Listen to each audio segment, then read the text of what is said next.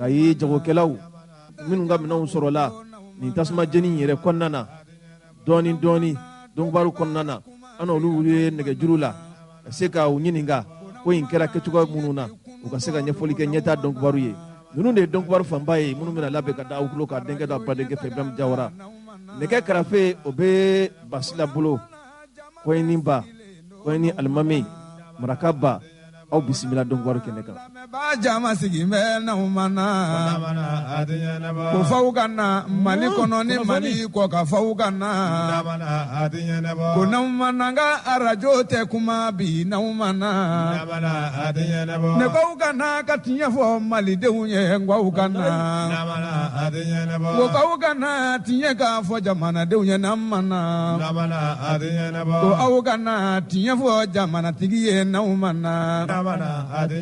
Alabaaw kunnafoni sɛbɛn lɛnde pana a ye a yira k'a fɔ malidenw sigilen bɛ ka kiiri min kɔnɔ a bɛ waati jan bɔ nin kɔni kɛra o sira dayɛlɛlen a yirala k'a fɔ min ye an ka finitigilakaw olu ka minɛnko kuma minnu tun bɛ sen na ni jamana faamaw waati tɛmɛnenw na u tun ye fɛɛrɛ bɛɛ lajɛlen sigi sen kan ka nafolomugu caman de bila finitigilakaw ka bolo kan wa nin kɛra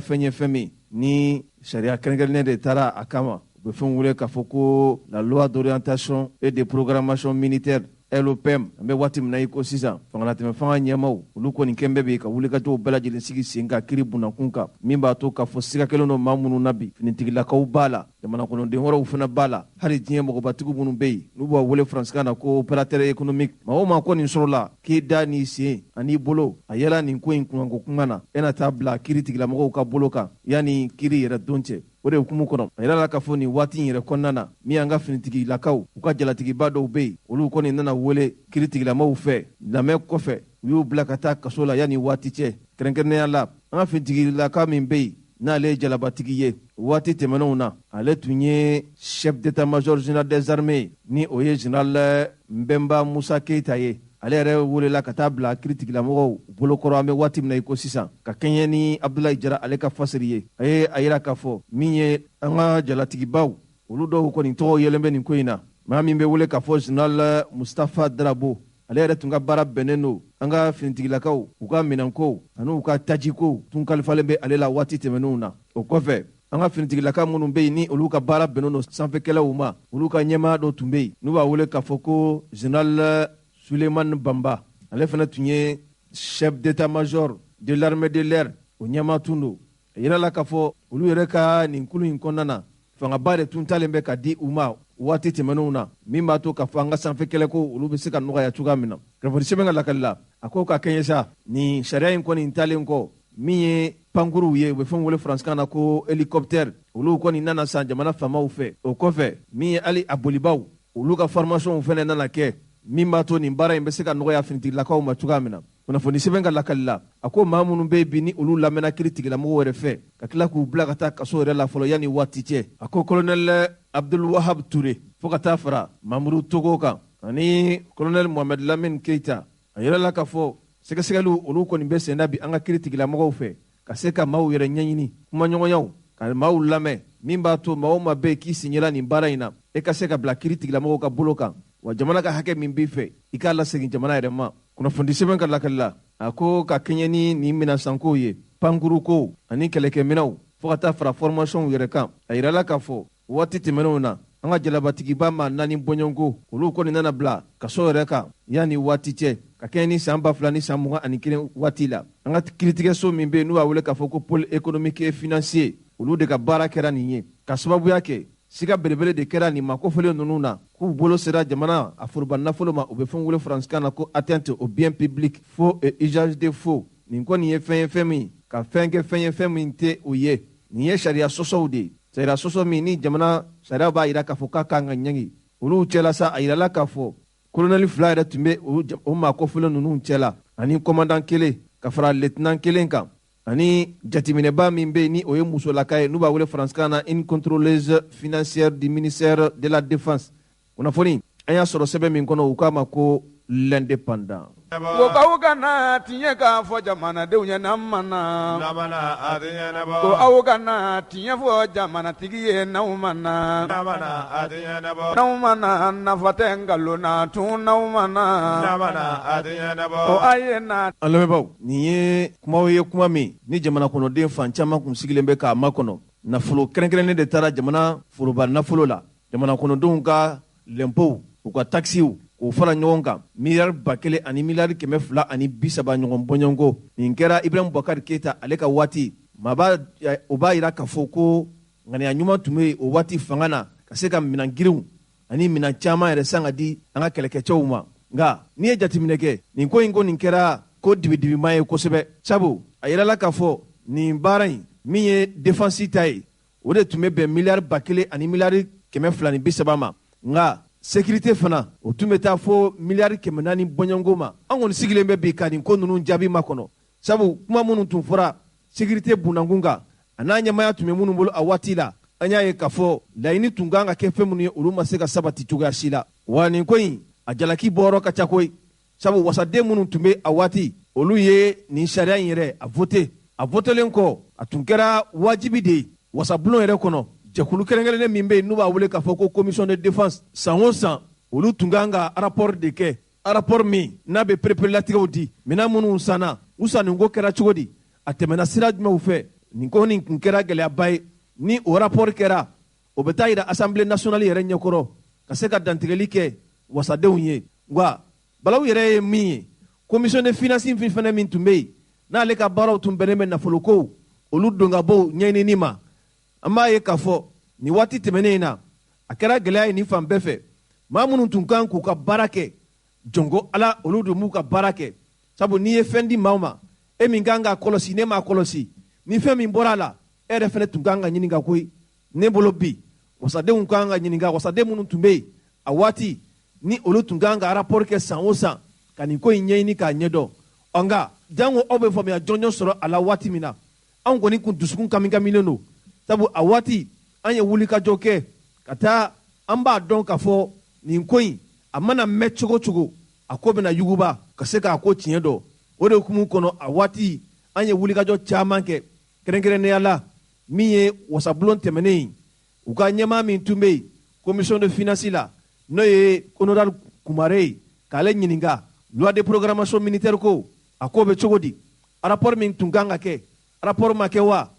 olu yɛrɛ min tun bɛ yen finance kunna olu jɔyɔrɔ kɛra mun ye jalaki biyɔrɔ ka ca koyi nka anw kɔni tɛ jalaki kɛbaa ye min sɔrɔla a don Abdin Kumare da kɔnɔ o filɛ nin ye. munna député y'u sigi a bɛ san 3 san 4 ɲɔgɔn bɔ bi jamana bɛ miliyari 1,000 ni kɔ ta san o san ka don an ka kɛlɛkɛminɛnw ni bi 2019 de la an y'a ye k'a fɔ député wulilen bɛ bi ko ka commission d'enquête dɔw sigi wari ninnu donna cogoya minnu na ka se k'a ɲɛɲini munna y'o sigi ka nin bɛɛ makɔnɔ. non n bɛna min f'i ye an ye loi min voté ka wari bila ministère de la défense ka bolo kan a loi tɔgɔ ye loi d'orientation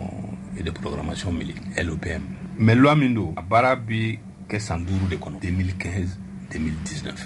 baara ye san 5 baara c'est un programme glissant sur les 5 ans 2015-2019 et 2019 la bi programme bi ban nin na ni programme banna on yɛrɛ t'o demander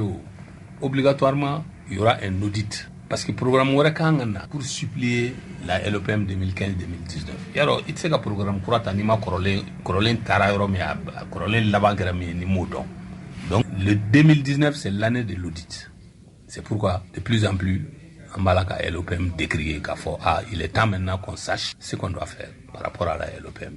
Mais au-delà de ça, loi voté les colonnes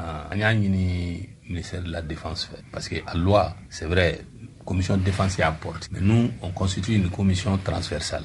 C'est-à-dire, on a un droit de regard sur toutes les autres commissions de l'Assemblée. On a travaillé avec la commission de défense en 2015 dans la réalisation de la LOPM. La préoccupation que nous avons donné un projet, mais à condition, sans que le ministère de la Défense et des anciens combattants puissent déposer un rapport détaillé à la commission de défense, à l'attention de l'Assemblée sur l'exécution de la LOPM. Avec loi ou non, c'est une loi. Je l'ai rappelé lors de l'interpellation du ministre de la Sécurité. Il a dit, bon, certainement, on a failli sur ce point, parce que depuis LOPM créera na exécution un rapport modèle en plénière là, qu'a fait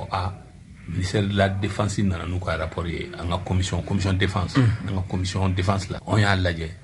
à fléner à l'attention de la plénière parce que c'est inscrit dans la loi, dans la LOPM, en modèle Kake. Donc, salaud, j'ai décrié ce comportement et j'ai dit qu'il faut redresser la situation. Il faut qu'il y ait le rapport du ministère de la Défense sur le bureau de la commission de défense à l'attention de l'ensemble des députés. Mais, bon, maintenant, si on veut mettre une commission d'enquête en place, je dis que, bon, on est en fin de programme. L'OPM prend fin en 2019. Mais ce qui est sûr, au mine déposera 600. Oui, soumet la motion. Est-ce que sensible là, n'est fait, ça n'engage pas. Alors, ni tunye Abdin Koumare awati ale tume commission des finances kuna ay ngali mun kala LOPM yere kumbana kumauka ode tunye niye nga ukofe an ka bara tum benembe ni ko nyeni ni ma kosebe ay wasaden chama nyininga ina ko sigida nanina wasaden koro min tumbe wa wole ko Musa Jara aya fane nyini anga barodo sinfe dakunya flamin temana anani nyoche loi de programmation militaire koka anga jeka dondame ofnana e kani wuleli min tumba la bi ministre fla nyoma yala ni tunte les médecins après la mort sawanya e ka fo mi elopeni aya voté anno samba fla ani taniduru wala tanworo sans durudu a rapport la sa ministre de la défense munumbi ulukanga na rapport ke enye kuna funu soro ka fo rapport ma ke commission de défense ka wasa dembe sigle no amade dongele dakile ka rapport ki bara do interpeller no ala yala ni té les médecins après la mort. C'est pour lui il faut mettre la charia avant le but. Au moment où me faut kuna funu so la mo be mun fo réseaux sociaux kan de toutes les façons nous faut une question nous programmer là il y a gré fin fana be ba kono mo be fin fana o be ba kono o andam na sa be mo c'est pourquoi on t'a fait ka bla ou faire nous on t'a fait ka bla ou nous mais ni ala sona mo donnons le temps au temps donga ja sebalte donc c'est pour te dire que ce n'est pas le médecin après la mort. Fin bena kumaro, fin bena photo a fo watido. Kuma kuna a fo don ya fo wati ya be kuma langulo. Donc fin mun mambulan ta faire ka kuma langulo na fo do mun mo ba don kana ka fo fin du. Mo chama be assemblée ni font accuser ni fin. Maintenant fana kuma na mo fana ba réalité. Kuma mana fo do mo be takabule. Maintenant do détail la flo. Anga to question ni mangate manate mono. Na mo be wala ni fin fana ko fa mo wala no. Iga kuma la ba ndime. La kuma laban ye min ye n bɛ jamana kɔnɔden bɛɛ fo ka wɛrɛ fo kunnafoni lasebagaw an bɛ nin fɛn fɛn kɛ kɛlɛ baara de don parce que n'i ko ko n bɛ n ka jamana fɛ peut-être que i b'a kɛ ni daluya dɔw de i b'a kɛ ni waleya dɔw de donc an bɛ nin fɛn fɛn kɛ dɔwɛrɛ foyi tɛ tɔgɔ ɲini tɛ foyi tɛ jamana kanu dɔrɔn de don jamana kanu dɔrɔn de don ni ala sɔnna ma an b'a dɔn fana k'a fɔ n'an ye nin ko ninnu kɛ an b'a dɔn k'a fɔ a dɔ bɛna ye jamana kɔnɔdenw bɛna fɛn caman faamu ninnu peut-être que aujourd'hui comme an bɛ ministre de la défense ka hukumu de kɔnɔ en sécurité ni opportunité hali u bolo u kana mɔgɔw kunnafoniya au-delà de tout n y'o fɔ kuma daminɛ la parce que olu tɛ se ka wuli u yɛrɛ ma ten k'a fɔ k'u bɛ kunnafoni dɔw carin cogo dɔ la mais n'an y'u wele ka na an bɛ ɲininkali minnu kɛ olu bɛ jaabi minnu di u bɛ anw lafaamuya mais u bɛ jamana kɔnɔdenw fana bɛɛ lafaamuya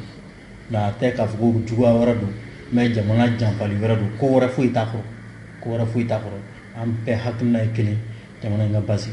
an bɛ ala deli ala ka hakili ɲuman di an bɛɛ lajɛlen ma jamana ko ma nɔgɔn mɔgɔw ka faamuyali tɛ kelen ma mais n'an jɛra k'an tɛgɛ di ɲɔgɔn ma je pense que o de bɛ se ka nin bɛɛ lajɛlen latɛmɛ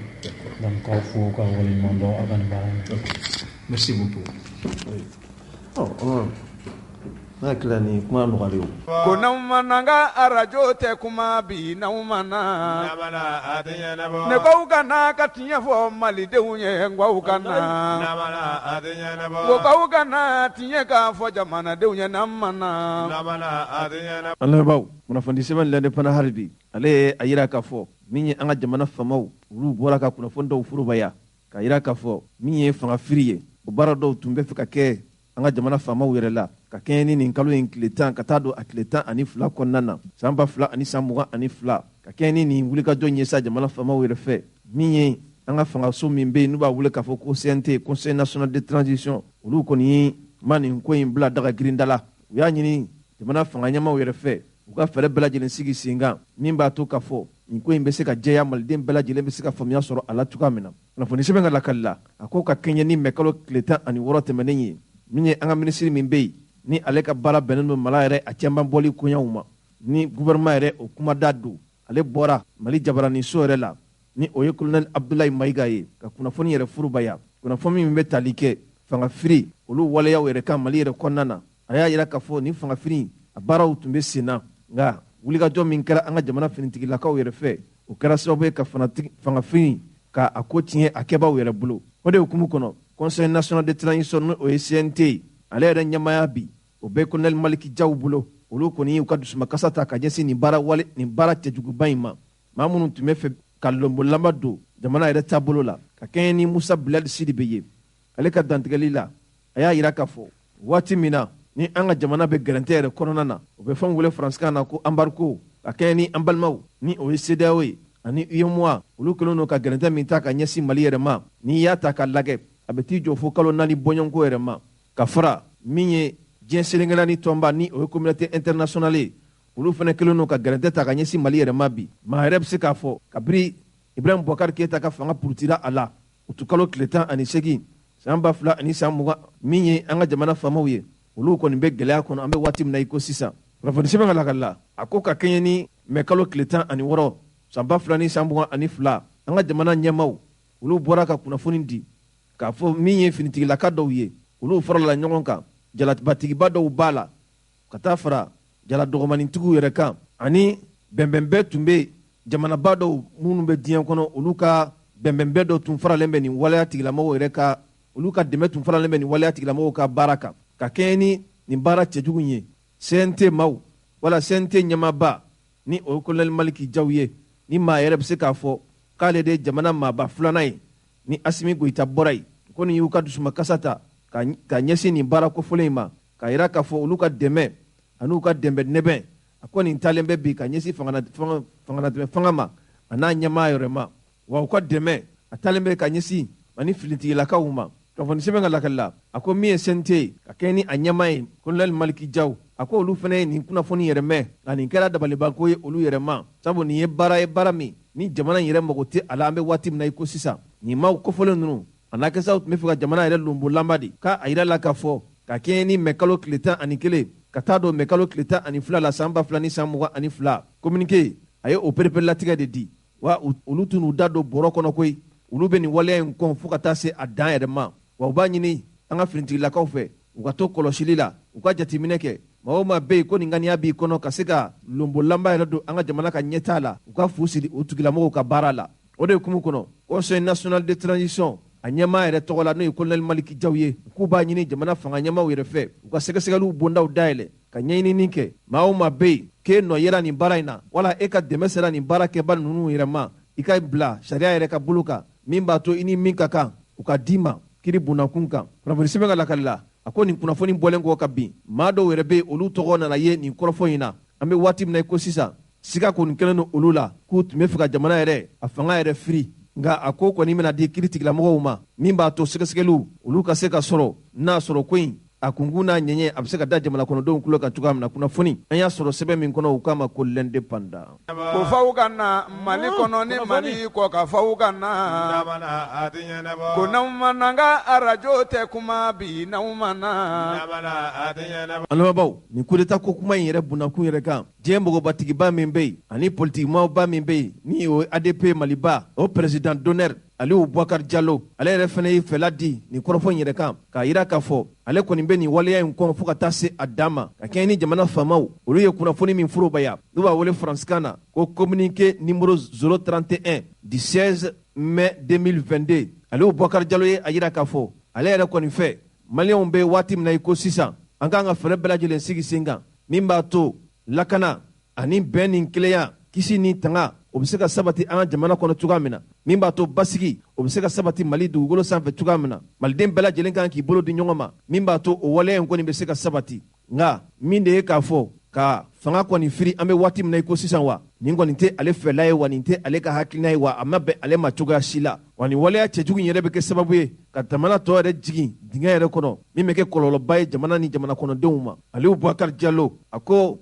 ka kɛɲɛ ale yɛrɛ ye maa min ye ni o ye démocrate ye sanga ani waati bɛɛ lajɛlen na ale kɔni bɛ laɲini de kɛ fanga ka ɲini démocratie o nasiraw de fɛ o de ye fanga ɲini cogo ɲumanw ye a ko jɛkulu min bɛ yen ni o ye ADP Maliba ye ni o ɲɛmaya o bonyaba o talen bɛ ka di ale yɛrɛ ma n'u b'a wele faransikan na ko président d'honneur ale kɔni bɛ a dusukun a n'a a ka seko k'o fara fanganatɛmɛ fanga mɔgɔw olu ka dɛmɛ kan min b'a to jamana in bɛ bɔ nin kɔlɔlɔ in kɔnɔ a ye dugawu kɛ ka ɲɛsin jamana ani jamana faamaw ma ala ka Mali kisi ala ka Mali tanga ala ka kisi ani tanga o sabati Mali dugukolo fantan naani bɛɛ lajɛlen na kunnafoni an y'a sɔrɔ sɛbɛn min kɔnɔ u k'a ma ko l'indépendant ne k'aw ka na ka tiɲɛ fɔ malidenw ye n k'aw ka na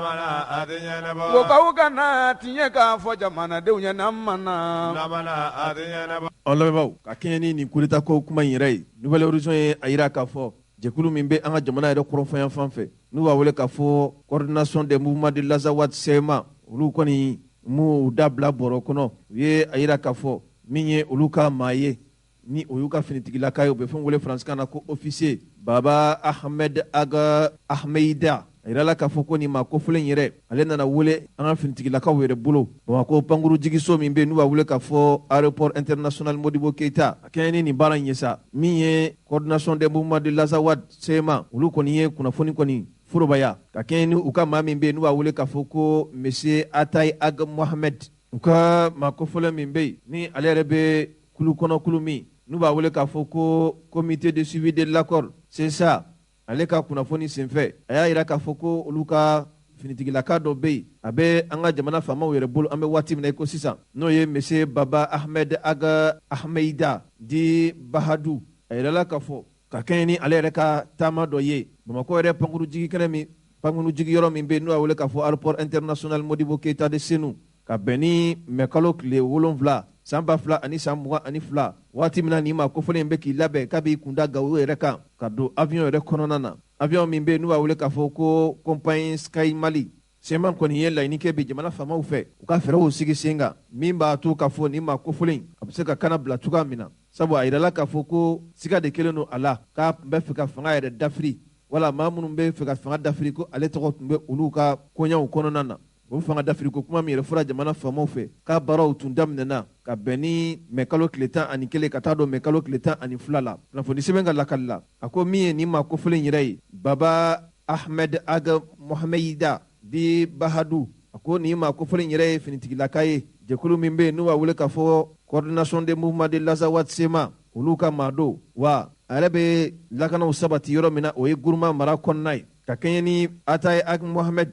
ale ka kunnafoni dili ye a ko nin maa kofɔlen yɛrɛ nana wele Bamako pankuru jigi kɛnɛ yɛrɛ kan labɛnw sabatilen ko a fɛ k'a bɛ taa Gawo yɛrɛ maa min yɛrɛ bɛ yen n'a tun jigira o fɛ Bamako kɔnɔna yan o yɛrɛ tun ye a bilasira Bamako pankuru jigi kɛnɛ kan ni o ye Lamine Aga Abdallah ye o fana nana minɛ k'u bila bolokɔrɔ an bɛ waati min na i ko sisan kunnafoni sɛbɛn ka lakali la a ko kabini nin maa kofɔlen yɛrɛ nana minɛ min ye sema maaw ye olu kɔni ye wulikajɔw bɛɛ lajɛlen kɛ min b'a to nin ko in sɛgɛsɛgɛliw bɛ se ka sɔrɔ olu yɛrɛ bɛ se ka faamuya jɔnjɔnw sɔrɔ a la cogoya min na wa u ka maa yɛrɛ a bɛ se ka kana bila cogoya min na nin ko nin kɛra u ka wulikajɔ ye an bɛ waati min na i ko sisan hali bi Atayi Ag Mohamed a ko kuma ɲɔgɔnyaw kɔni bɛ Mali fanga ɲɛmaw ani olu ka kulu ni ɲɔgɔn cɛ nɔgɔyaw o bɛ se ka don nin ko in na cogoya min na sabu kɔrɔfɔ in kɔni fɔra olu kɔni ma faamuya jɔnjɔnw sɔrɔ a la nka komi a tun yɛrɛ la k'a fɔ ko sɛgɛsɛgɛliw olu bondaw kɔni bɛna dayɛlɛ hali bi Atayi ale ka kumaw la a ko nin maa kofɔlen yɛrɛ balima minnu bɛ yen a n'a masuɲamɔgɔw minnu bɛ yen olu kɔni dusukun kamikaminɛ don bi wa olu yɛrɛ dusu tiɲɛnen don bi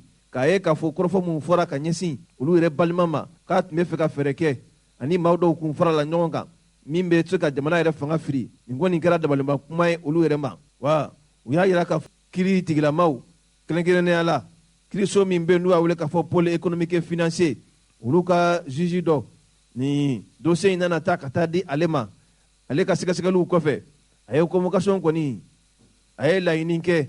ka faransikaw olu ka minisiri ni o ye faransi ni jamana wɛrɛ cɛ kɔɲa ɲɛnabɔ o minisiri ma Jean-Yves Le Drian ka laɲini kɛ a kana Mali yɛrɛ kɔnɔna na a kana lamɛn kiiri tigilamɔgɔw fɛ nin waleya minnu fɔra ko siga kelen don ale la a bɛ se ka perepelatigɛ di kiiri tigilamɔgɔw ma cogoya min na min b'a to nin ko in a sɛgɛsɛgɛli bɛ se ka nɔgɔya o de hukumu kɔnɔ anw kɔni ye wulikajɔ kɛ ka taa sunladonba min bɛ yen n'u b'a wele k'a fɔ Maître Kɔtɔ Tarawele ka taa ɲininka yala nin bɛ bila minɛn jumɛn kɔnɔna na yala nin baara in a bɛ se ka nɔgɔya Mali kiiri tigilamɔgɔw yɛrɛ ma wa mun ni mun bɛ se ka sɔrɔ a kɔnɔ ale yɛrɛ fɛla ye mun ye nin baara in kɛcogo ɲuman na min sɔrɔla Maître Kɔtɔ Tarawele da an ka jɛ ka dɔɔni lamɛn o la. An bɛ foli lase ma ka foli lase an lamɛnjɛkulu bɛɛ ma Mali kɔnɔ ani Mali kɔfɛ ka tila tuguni ka ɲini Ala fɛ Ala ka an ka jamana in basigi. An b'o ɲini Ala fɛ hali bi Ala ka basigi nana jamana in kɔnɔ. Ala ka jamana kɔnɔdenw kan bɛn. Maître, ni kiiriko kumaw nana an bɛ wuli ka se aw kiiri baarakɛlaw ma an ye kunnafoniw ye bɔlɔlɔw sanfɛ k'a fɔ Mali kiiri u ye wele bila faranskaw ka minisiri min bɛ yen n'u y'a wele ko Jean-Yves Le Drian maa caman bɛ k'i hakilina fɔ nka aw ye kiiri baarakɛlaw ye ni maa min ɲininka a bɛ se k'a fɔ ko maa kan k'i sigi ni nin don in ye ni maa kofɔlen bɛna wele donni min kama. Jawara i y'a fɔ cogoya min na an bɛ perepelatigɛ dɔ di yan an k'an da don kuma la komi kiiri n'a bɛ kiiri bonda la maa man kan ka don a kɔnɔna la ka fɛn fɔ an tɛ don a kɔnɔ kiiri in kɔnɔna la a fɔ nin de don nin de b'a kɔnɔ nin mais an bɛ kuma an hakilila di ko kɛra cogoya min na an y'a convocation ye fɔlɔ k'a fɔ ka faransi minisiri welelen de don an fɛ yan nɔ tubabukalo tile 20 ye k'a fɔ i bɛ sigi n'a ye k'a bɛ na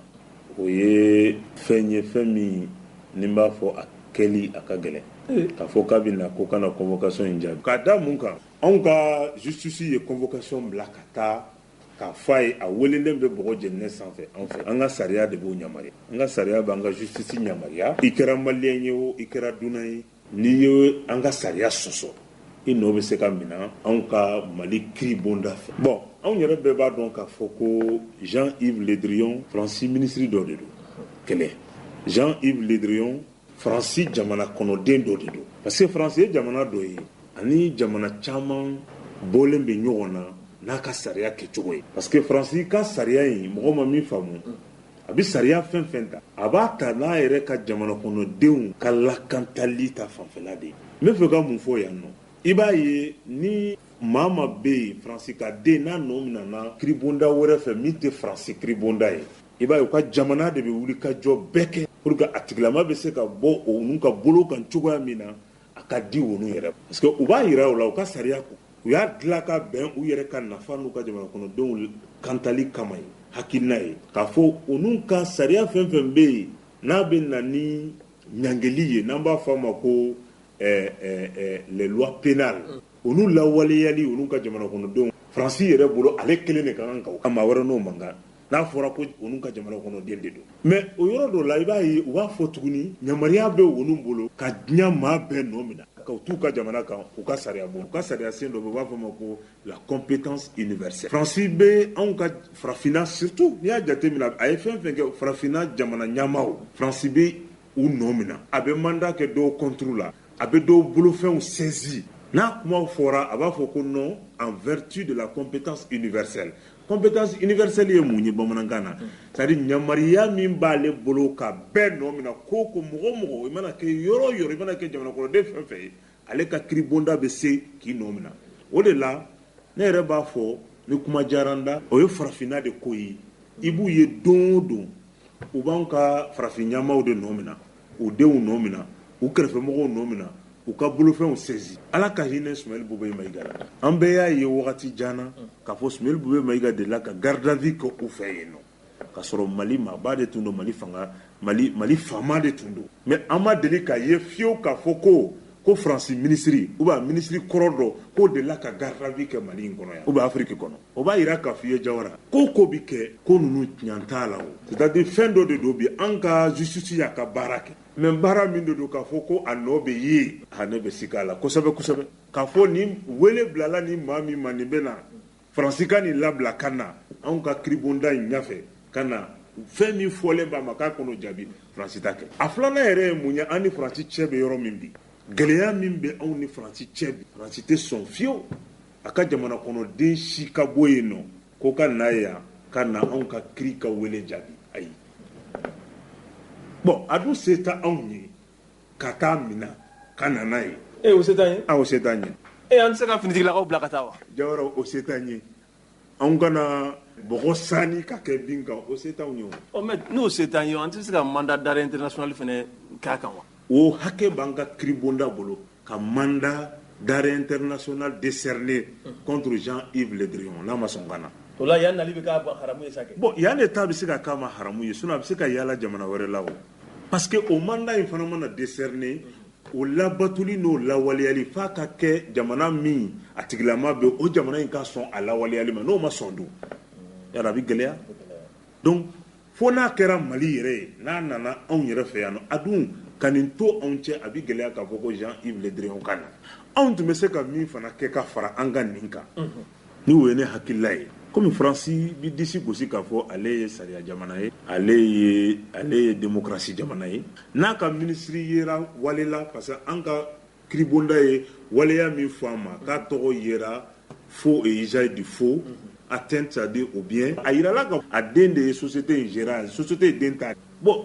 sariya la société ani Jean-Yves Le Drian fɛn kelenw tɛ danfara b'u cɛ société mana f'i ye sariya la société ye a ta dama hadamaden de ye a bɛ nɔ min na comme hadamaden yɛrɛ fana bɛ nɔ min na cogo min mais ani hadamaden tɛ se ka don ɲɔgɔn na ne den sisan o bɛ se k'a ka société créer o ka société bɛ se ka waleya cɛjugu kɛ mais n'a tɛ se ka kɛ k'a fɔ k'i bɛ na ne nɔ min na ko société y'o kɛ o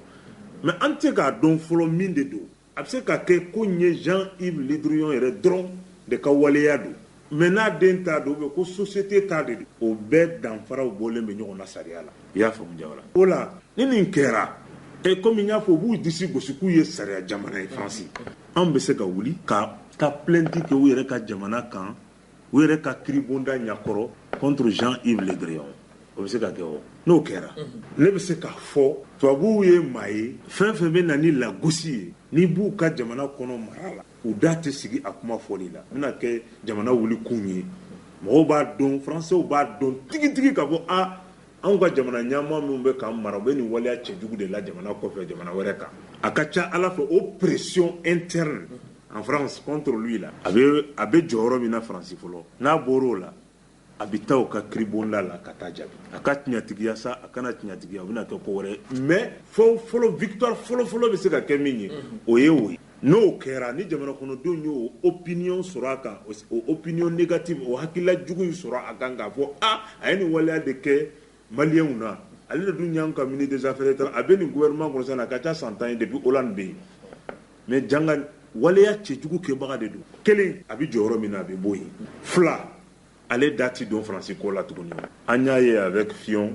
an y'a ye a maa tɔgɔ yɛrɛ a fɛn sugu la o ma se ka kɛ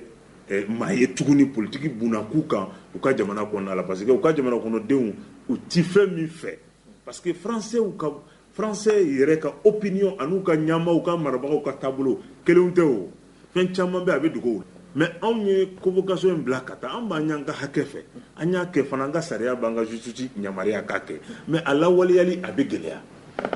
o b'a jira k'a fɔ Faransi tɛna sɔn k'i bolo bɔ Yves Le Drian kan na k'a ka na Mali kiri lamɛn n t'a di o bila minɛ dɔ la Faransi t'i bolo bɔ a kan da la Jawara jamais Faransi tɛ sɔn fiyewu ka nin bila k'a ka na an ka jamana kɔnɔ ko ka na an ka kiribonda in weleli min bila la ma k'a ka na o jaabi ayi a t'o kɛ fiyewu n y'o de fɔ a bɛ gɛlɛya anw yɛrɛ fana ma bi an ka se k'a fɔ k'an bɛ taa tɛgɛ da kan k'a kana hali an ye mandat d'arrêt international lancé n y'a f'i ye cogoya min na f'a ka sɔrɔ jamana wɛrɛ min a bɛ taa yen o Interpol min bɛ yen n'an b'o fɔ Interpol bi o siège bɛ yɔrɔ jɔn bi k'a bɛ fa donc kow ka gɛlɛn Jawara an kana ɲɔgɔn nɛgɛn a ka gɛlɛya dan de don nin weleli in kɔni fɛn de don a ka ɲi ye mun ye a b'a yira k'a fɔ ko komi an bɛ wagati min kɔnɔna la sisan o yɛrɛ k'a fɔ yɛrɛma hɔrɔnya in Mali kɛra a yɛrɛ ye Mali kɛra a yɛrɛ ta ye an bɛ ka waleyaw kɛ fɛn min mɔgɔw tun tɛ se k'i sigi k'a fɔ k'a bɛ kɛ mais k'a fɔ ko k'a bɛɛ b'a a ka jaabi di a bɛ bali ne la dɛ b'o fɔ dɛ. I ka kuma laban ye jumɛn ye? N ka kuma laban ye min ye o ye Jawara kɛlɛ ka ɲi an bɛ sira min kan n t'a fɔ n k'a ma ɲi parce que nin ye yɛrɛma hɔrɔnya ye sira ye justice mana f'i ɲɛna a bɛ waleya min kɛ an b'a fɔ ko acte de souveraineté de don mais a ka di fana n'an bɛ waleya dɔw kɛ anw ka jate dɔw minɛ o la an bɛ min nɔfɛ Jawara an b'a sinon a tɔ bɛ kɛ on est rentré dans l'histoire mais an bɛ min ɲinina o tɛna sɔn an ka hakili fara an ka baaraw kan n'o kɛra sababu ye an bɛ bɔ nin dingɛ in kɔnɔ laɲini min fana an b'a nɔfɛ an tɛgɛ bɛ da n b'i fo. Okay. Ah chérie, ya macaroni ka di dɛ. Ni macaroni lakika ye pastaroma ye alikama mugu gɛrɛgɛrɛ ye min bɛ dilan an yɛrɛ fɛ Mali la yan Kapal SA fɛ macaroni pastaroma a ye ɲɛna cɛ ka ɲi wa a dundala ka di pastaroma a sugu ka ca yaasa bɛɛ ka ni dingɛ sugandi escargot fusilli spaghetti vermicelle ani bayani a bɛ sɔrɔ butikiw alimentation supermarché sugu Mali fan bɛɛ n'aw mago b'a caman san ta la aw ka se goloni na u jabala bala wala a bɛ weleli kɛ 20 21 65 30 20 21 65 30. Pasta Roma a nandan ka di a nama kɛrɛbɛtɛ. Awɔ Pasta Roma nandan ka di a nama kɛrɛbɛtɛ. arajo ɲɛtaga yo aw nana jama bɛɛ sɛwara.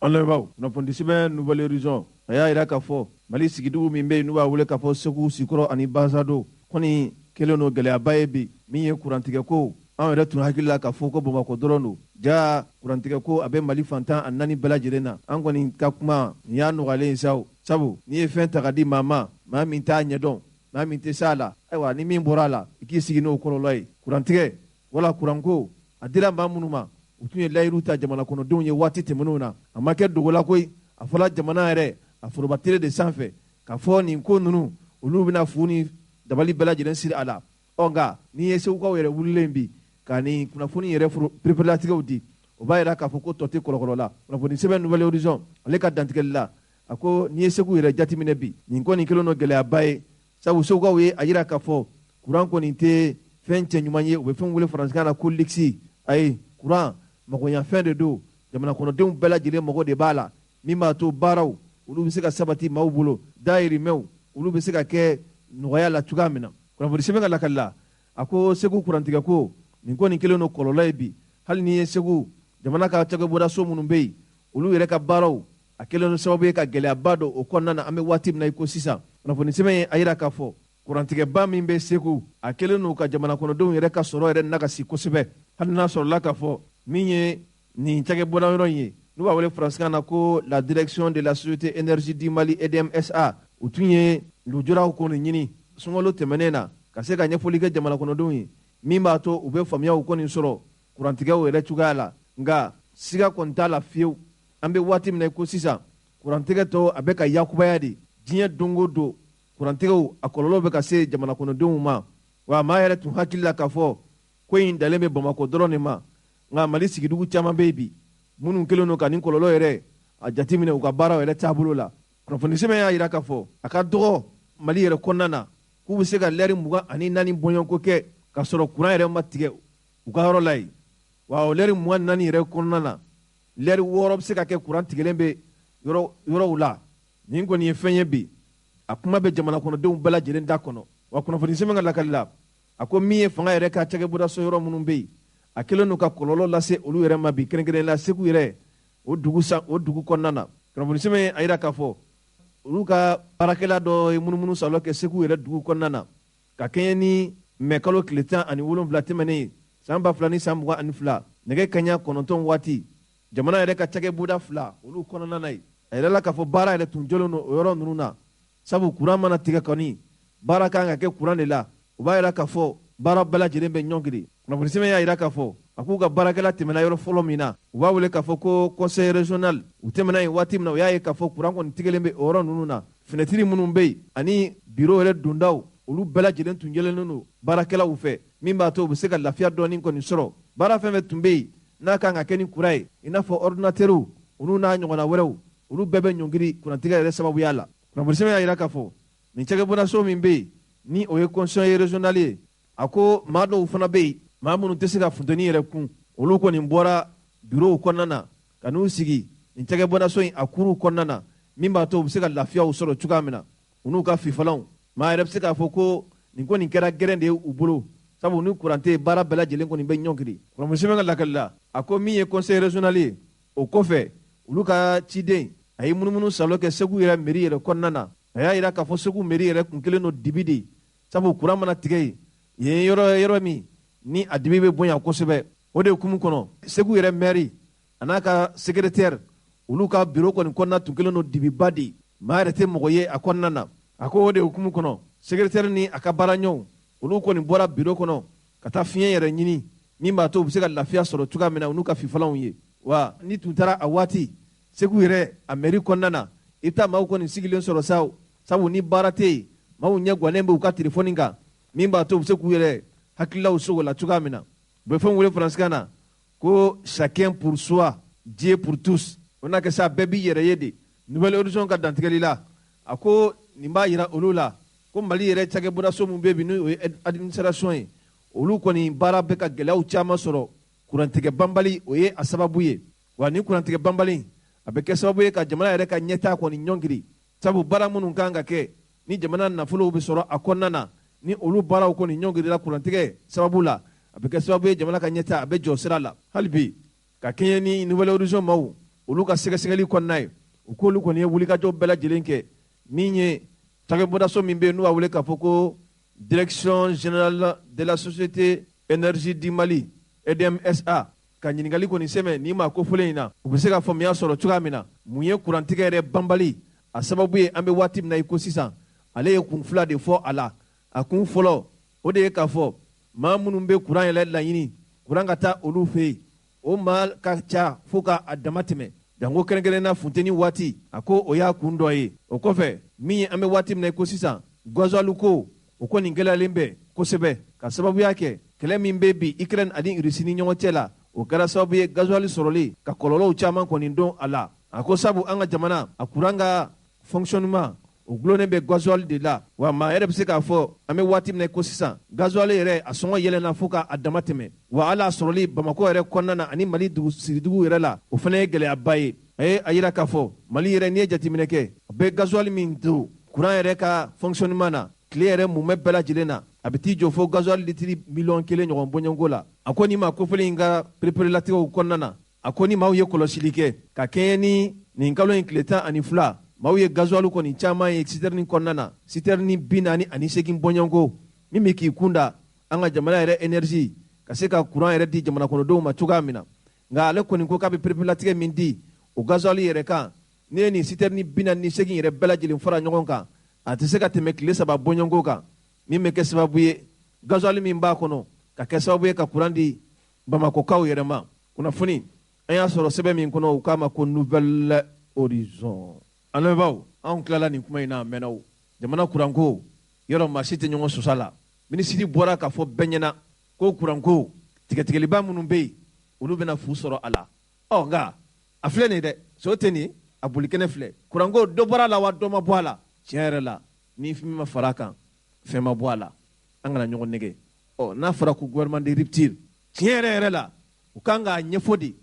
ni min tɛ se min na ni bilalen b'o place la o tigi ka bɔ yen ka maa wɛrɛ bila a nɔ la nka kuma ka gɛlɛn dɛ walahi kuranko kɛlen don ka gɛlɛya min na s'an ma bi karamɔgɔ basi la a ka bon hakili ma fan bɛɛ de don ko fantan a 4 bɛɛ lajɛlen i ma se u ka u mankan mɛn olu fana bɛ k'u ka gɛlɛya fɔ ko dila maa minnu ma n'u t'a ɲɛdɔn yala Mali yɛrɛ kan ka sɛmɛ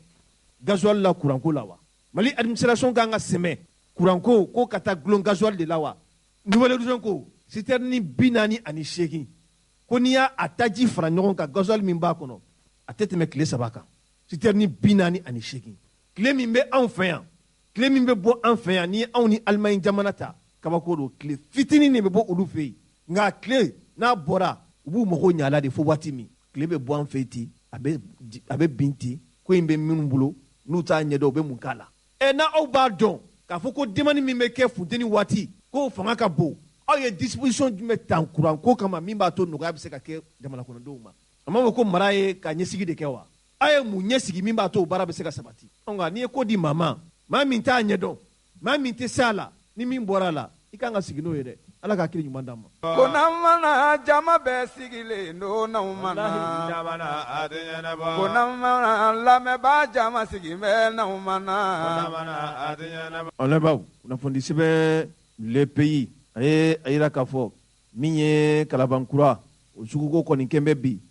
kuma caman de kalabankura jagokɛla minnu bɛ yen sigida 5nan yɛrɛ kɔnɔna na maa b'i yɛrɛ ɲininka yala laɲini ye mun de ye u bɛ sigida 5nan a maire ni o ye monsieur le maire Amadou Ouattara de nɔfɛ wa wala mun de bɛ yen kunnafoni sɛbɛn ka lakali la a ko nin kuma in kɔni dugudugumakanw kɔni cayara kosɛbɛ sabu a yɛrɛ la k'a fɔ ko kalabankura sugu o yɔrɔ dɔw bɛ yen u kɔni nana feere maa dɔ ma min b'a to k'a fɔ a ka jɔli kɛ a kan laɲini yɛrɛ tun kɛra k'a fɔ waati tɛmɛnenw na ɲɛgɛn ka se ka jɔ nin yɔrɔ kɔfɔlɔ in yɛrɛ la o de tun ye laɲini ye nka ka kɛɲɛ sa min ye sugu sibaw ye ani sugu ɲɛmaw olu kɔni ka dusumakasaw fanga bonyanen don an bɛ waati min na i ko sisan sigida 5nan a sugu ɲɛma minnu bɛ yen n'a bɛ t'i jɔ fo sugu 18 bɔɲɔnko la olu kɔni kɛn bɛ bi ka laɲini kɔni sabati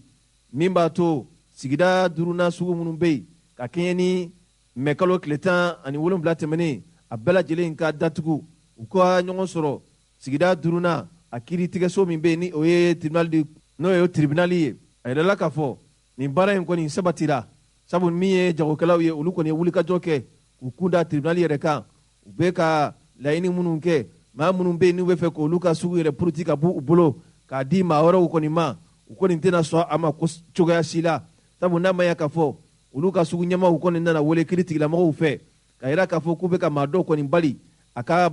baaraw yɛrɛ taabolo la kunnafoni sɛbɛn ka lakali la ka kɛɲɛ sa ɲɔgɔnyew kɔni caman nana kɛ nin baara in yɛrɛ kunkanko la min ye kalabankura a dugutigilakaw ka fara a sugu ɲɛmaaw ani jagokɛlaw yɛrɛ kan ɲɔgɔnye yɛrɛ sen fɛ sa a tun yɛrɛ la k'a fɔ waati tɛmɛnenw na min ye sigida yɛrɛ a 5nan maire k'a ye yamaruya sɛbɛn de bɔ ka di maa min ni ale bɛ fɛ ka sugu yɛrɛ ɲɛgɛn jɔ ni o tɔgɔ ye k'a fɔ ko Zan Jara ye nka nin kɔrɔfɔ ninnu kɔni nana kɛ ko ye sa komi ni denkura nana bɔ goya la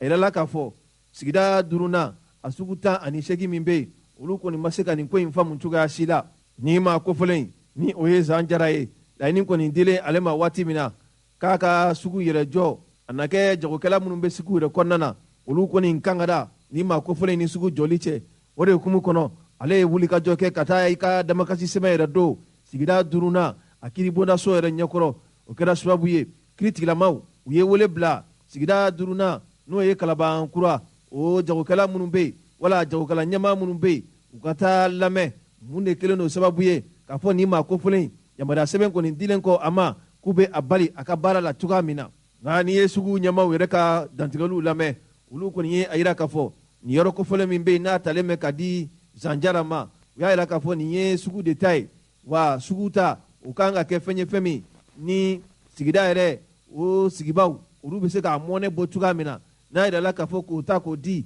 maa kelen de ma k'o k'i sago k'a la sabu a tun yirala k'a fɔ k'a ka ɲɛgɛn de jɔ a la nka na kɛ sa baara wɛrɛw bɛ yen nin maa kofɔlen in bolo min ni ɲɛgɛnjɔ dɔrɔn tɛ ɲɔgɔn ya sira la kunnafoni sɛbɛn ka lakali la a ko n'i ye nin ko in yɛrɛ lajɛ min ye Bamakɔ yɛrɛ maire ye o de tun ye yamaruya di u bɛ fɛn wele faransikan na ko contrat de bail k'a di nin maa kofɔlen in ma a ka taa sugu jɔ maire min bɛ yen n'u b'a wele k'a fɔ Adama Sangare nin kɔrɔfɔ kɔni bɔlen kɔ ka bin min ye sigida yɛrɛ a 5nan Kalabankura olu kɔni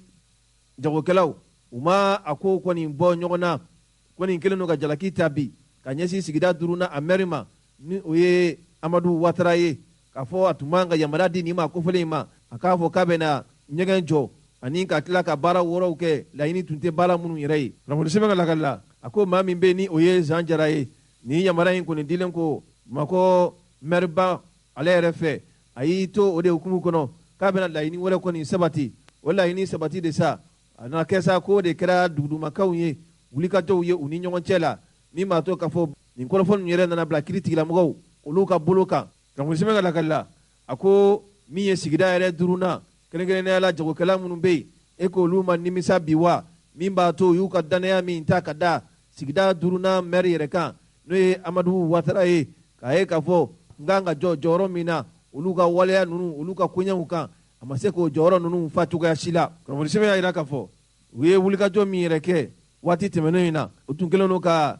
pankariw dɔ ye minɛ u bolo la k'a ɲini mɛri yɛrɛ fɛ k'a ka taa ka bɔ yen u ka kuma min tun b'u da ka caya o de ye k'a fɔ Amadu Watara e ka taa ka bɔ yen an t'i fɛ tuguni mɛriya yɛrɛ bunakun kan Amadu Watara taa ka bɔ yen an t'i fɛ tuguni mɛriya yɛrɛ bunakun kan ni ne tun b'u da kɔnɔ u ye bɔli min kɛ ka bɛn ni mɛkalo tile 17 ka t'u jɔ sigida duruna tribunali yɛrɛ da la wa u ka kumaw senfɛ fɛnɛ u y'u kali k'u bɛna fɛɛrɛ bɛɛ lajɛlen sigi sen kan min b'a to Amadu Watara ale kɔni bɛna bɔ mɛriya yɛrɛ la cogoya bɛɛ lajɛlen na don n'a nataw la nka u ka kumaw senfɛ u ko ka da jamana yɛrɛ bɛ lahala min kɔnɔ n'o ye transition ye olu tɛna waleya foyi kɛ waleya min b'a to k'a fɔ min ye jamana yɛrɛ a ɲagamini ye o kɔni don sen na o kɔni tɛna k'u ka baara ye cogoya si la nka olu kɔni se ye min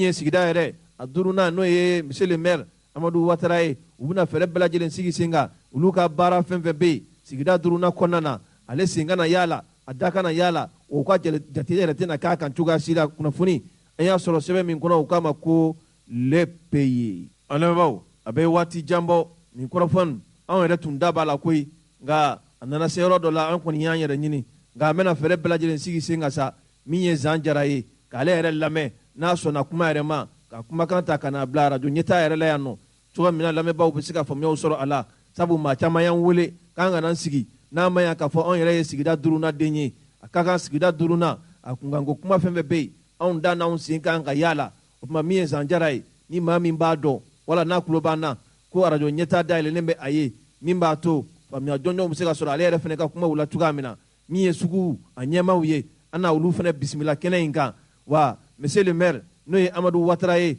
k'ale fana bisimila ko in yɛrɛ kunkun a n'a ɲɛɲɛ an n'an bolo da kisɛ kan don n'a nataw la cogoya min na aw bɛ se ka faamuya sɔrɔ a la inshallah. ko faw ka na Mali kɔnɔ ni Mali kɔ ka faw ka na n'aw ma na nafa tɛ nkalon na tun n'aw ma na